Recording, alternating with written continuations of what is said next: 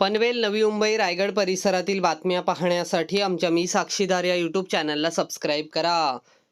नवी मुंबईत चोरट्यांचा धुमाकूळ सुरू असून खारघर सेक्टर 10 मधील अर्जुन सदर इमारतीच्या गेट समोरूनच राकेश कामोटकर यांच्या मालकीची रिक्षा चोरट्यांनी लंपास केली.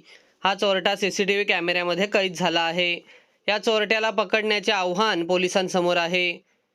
खारघर सेक्टर 10 मधील अर्जुन सदन इमारतीच्या गेटसमोर नेहमीप्रमाणे राकेश कामोटकर यांनी आपली रिक्षा रात्री 8:30 वाजता पार्क केली.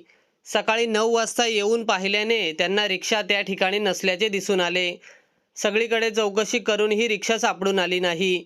अखेर खारघर पोलीस ठाण्यात तक्रार दाखल करून बाजूला असलेल्या सीसीटीव्ही कॅमेरे तपासले असता एक व्यक्ती रिक्षाजवळ येऊन रिक्षा घेऊन जात असल्याचे त्यांना दिसून आले.